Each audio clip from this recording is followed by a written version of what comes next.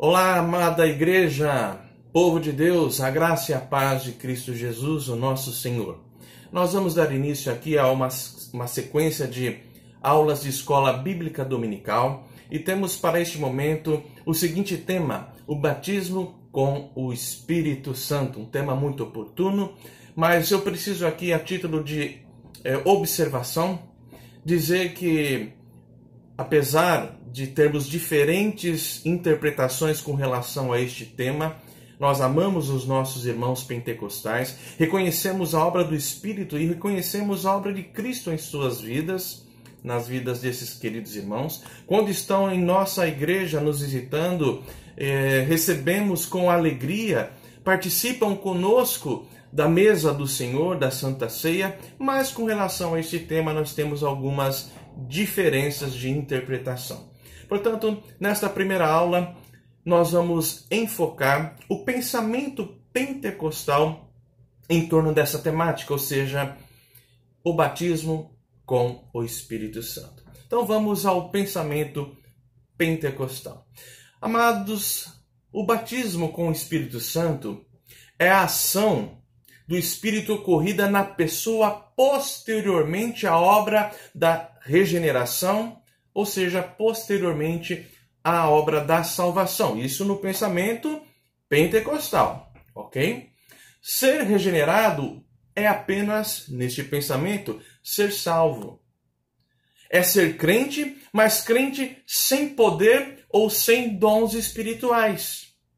Ser batizado com o Espírito Santo é ter poder, no pensamento pentecostal, e dons espirituais, além de ser salvo, além de ser crente.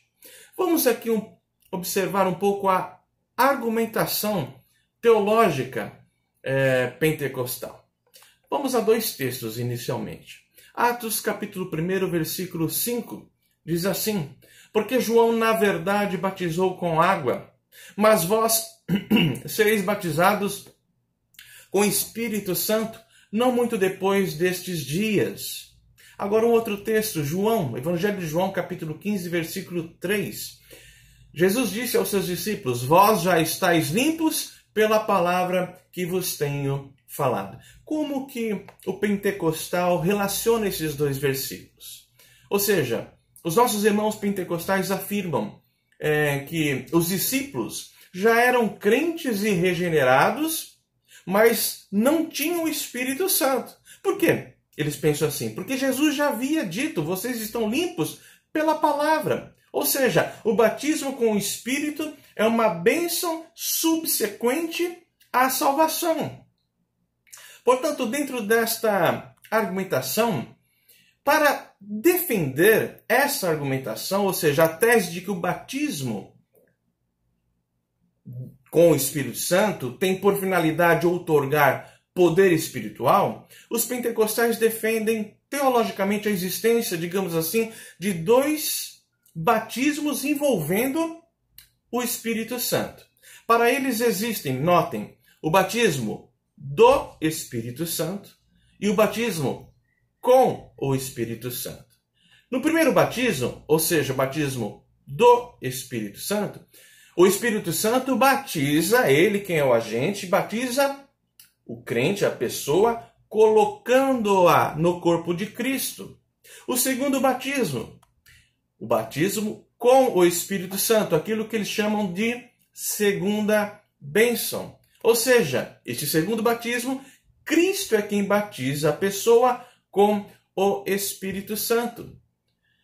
Então, quando a pessoa se converte no pensamento pentecostal, ela recebeu o batismo do Espírito Santo. Mas esse batismo não outorga poder para servir. É necessário o batismo com o Espírito Santo depois da salvação, depois da regeneração. Na segunda bênção, como eles chamam, ocorre a segunda obra da graça. Portanto, para os pentecostais, há dois agentes. O primeiro agente é o Espírito Santo atuando na regeneração, ou seja, na conversão dessa pessoa e colocando-a colocando-a na igreja. O segundo agente já é Cristo, e o Espírito Santo passa a ser o instrumento. Ou seja, Cristo atuando na vida do crente após a regeneração, batizando agora com o Espírito Santo. Há dois momentos, portanto, separados pelo tempo. A regeneração, o primeiro momento, e pós-regeneração, o segundo momento, onde dar-se-ia o batismo com o Espírito Santo.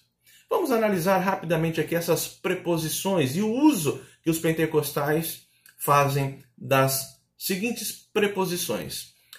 A preposição do ou pelo indica o agente que executa o batismo. Então, o primeiro batismo, no pensamento pentecostal, é o Espírito Santo que batiza. Então, o batismo do ou pelo Espírito Santo.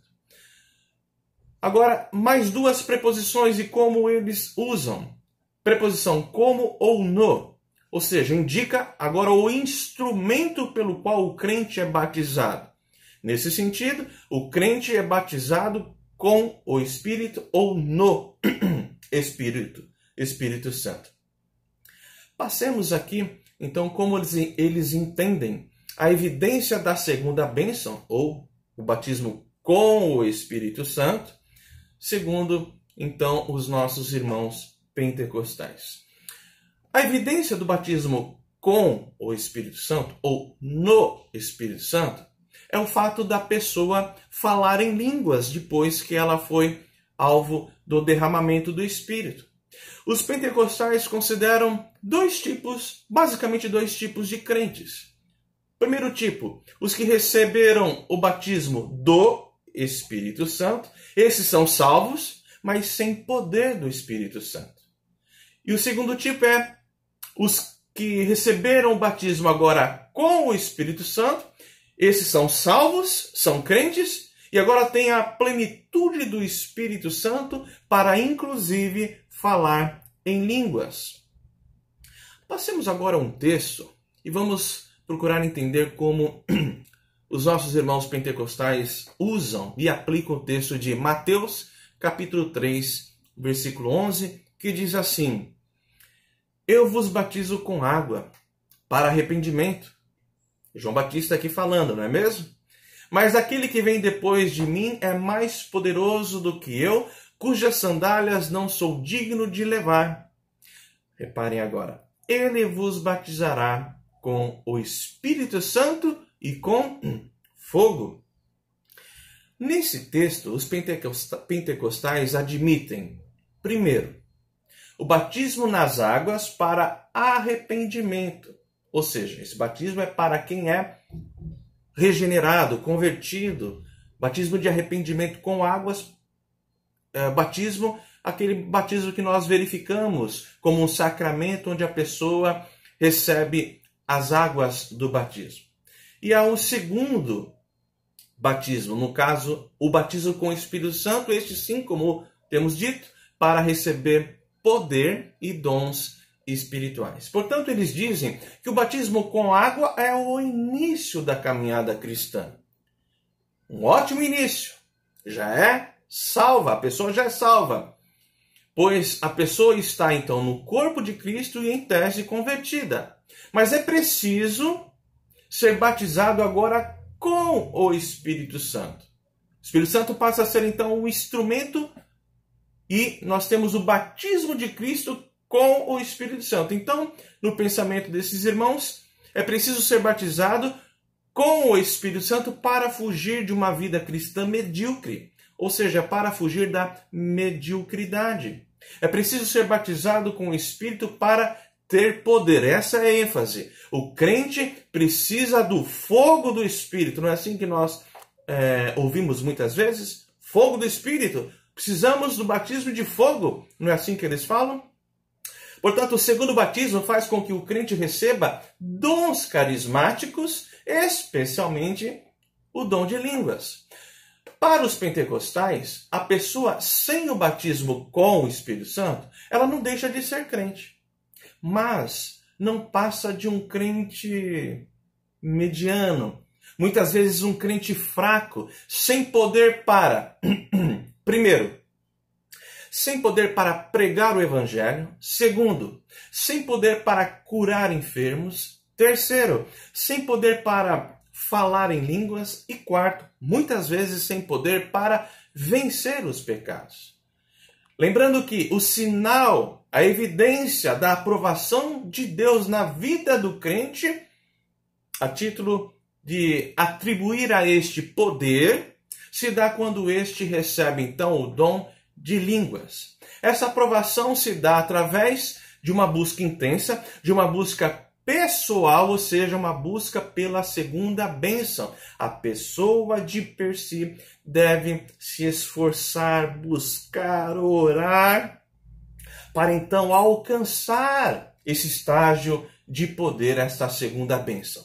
Ao alcançá-la, Deus a reveste de poder sobrenatural, ou seja, poder do Espírito, como uma forma assim de aprovação, uma forma até de recompensa pela busca do crente.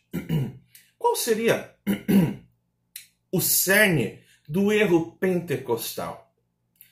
Para mim, queridos irmãos, um dos problemas deste pensamento, desta corrente, desta tese, é que eles fazem das experiências dos apóstolos a norma para todos os dias. Portanto, afirmar que o batismo com o Espírito Santo tem a finalidade de outorgar poder espiritual para servir, nos parece a busca pela repetição da experiência dos apóstolos. Vamos observar aqui algumas objeções com relação ao pensamento pentecostal. Primeira objeção. Posteriormente nós colocaremos o pensamento, como lhes disse lá no início, o pensamento protestante, pensamento protestante histórico, né, acerca do batismo com o Espírito Santo. Mas neste ponto vejamos aqui algumas objeções ao pensamento pentecostal sobre esta temática. Primeira objeção. A vida cristã só é possível, amados, no Espírito Santo. É impossível ser crente sem ter o Espírito Santo, sem o Espírito Santo. Vamos a alguns textos. 1 Coríntios 12, versículo 3. Por isso, vos faço compreender que ninguém que fala pelo Espírito de Deus afirma anátema Jesus. Por outro lado, ninguém pode dizer Senhor Jesus, senão pelo Espírito Santo. Vamos lá. Ninguém entrega a sua vida para Jesus sem que seja pelo Espírito Santo. Ah, tá bom, mas isso os pentecostais creem mesmo, porque o primeiro batismo onde o Espírito Santo está envolvido é o batismo realizado, feito pelo Espírito Santo, né? É o batismo do Espírito Santo. Então, é o Espírito Santo que coloca a pessoa no corpo de Cristo. Entretanto, queridos, o erro pentecostal é dissociar, este é o ponto, a regeneração do crente, do cristão, do batismo com o Espírito Santo. Ou seja, trazer esse divórcio, trazer essa dicotomia entre regeneração com o batismo com o Espírito Santo. Nós cremos que o batismo com o Espírito Santo é a regeneração. É o novo nascimento. É o coração de pedra que fora substituído agora pelo coração de carne, um coração inclinado agora a amar e a buscar a Deus. Vejamos outro texto. Romanos 8, versículo 14. Pois todos os que são guiados pelo Espírito de Deus são filhos de Deus. Bom, quem é guiado pelo Espírito Santo é filho de Deus, segundo Paulo, Romanos capítulo 8, versículo 14. Agora, no pentecostalismo, seria então coerente afirmar que apenas receber Cristo não garante a filiação.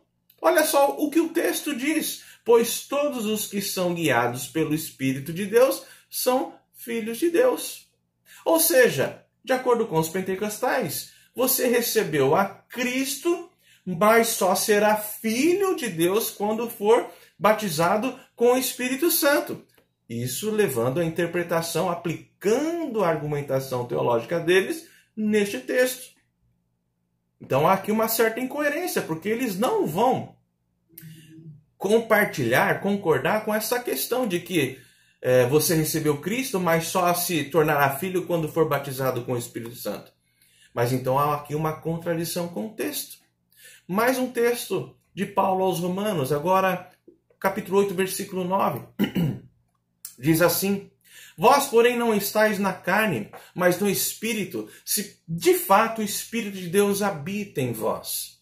E se alguém não tem o Espírito de Cristo, esse tal não é dele.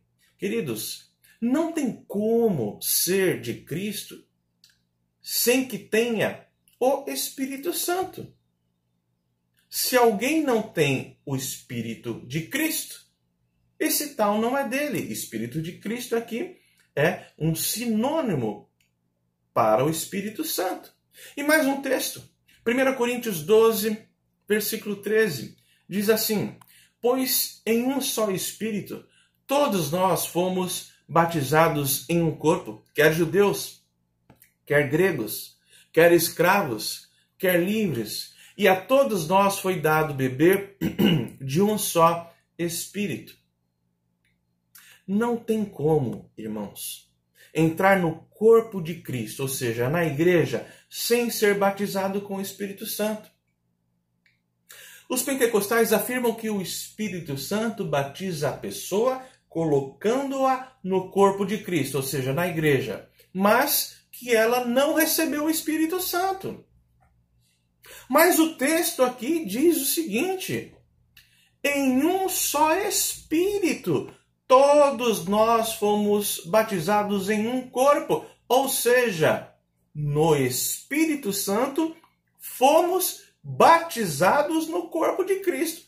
Em outras palavras, no Espírito Santo fomos batizados e por isso fomos inseridos na igreja, tá? Em um só Espírito, ou seja, no Espírito fomos batizados no corpo de Cristo. Portanto, a presença do Espírito é uma experiência comum a todos os crentes. A todos os crentes, indistintamente, não separada pelo tempo. O que nós não podemos confundir aqui é a plenitude do Espírito Santo. Isso sim, nem todos os crentes desfrutam. Nem todos os crentes buscam esta plenitude, serem cheios do Espírito Santo. Agora, a presença do Espírito Santo é uma experiência comum a todo convertido. Seja ele cheio do Espírito Santo, seja ele um crente que não busca a plenitude do Espírito Santo. A segunda objeção aqui: só é possível chamar a Deus de Pai através do Espírito Santo. Olha só, será que Deus primeiro nos adota e depois ele nos concede o Espírito Santo? Veja só o que Paulo nos ensina em Gálatas capítulo 4, versículo 6. E porque vós sois filhos, enviou Deus ao nosso coração o Espírito de seu Filho que clama, Abba, Pai. Deus nos concede o Espírito, aqui chamado de Espírito de adoção, pelo qual podemos chamá-lo de Abba, de Pai. Logo, se não temos o Espírito Santo, o Espírito de adoção, então não somos filhos, para ser coerente com o texto. Mas se somos filhos, então temos o Espírito Santo. Porque Paulo diz, porque vós sois filhos, enviou Deus ao nosso coração o Espírito de seu Filho, que clama, Abba, Pai. Terceira objeção: não pode haver duas espécies de corpo de Cristo, amados.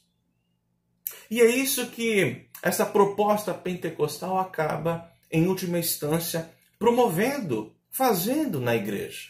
Mais uma vez, voltando aqui ao texto de 1 Coríntios 12, 13. Diz assim: pois em um só Espírito todos nós fomos batizados em um corpo, quer judeus, quer gregos, quer escravos, quer livres, e a todos nós foi dado beber de um só Espírito.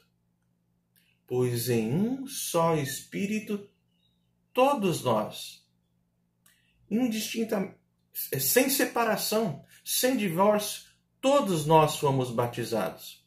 E diz Paulo: e a todos nós foi dado beber de um só Espírito. Não há dois grupos. O grupo daqueles que são crentes, mas não têm o Espírito Santo, então representam a ala daqueles que só têm apenas a conversão, mas não têm o Espírito Santo. E há uma outra ala, uma ala mais espiritual, que tem a conversão e o Espírito Santo. A primeira ala não tem o Espírito, são convertidos. Mas a segunda ala é convertida e tem o Espírito Santo. Isso causa uma divisão na igreja.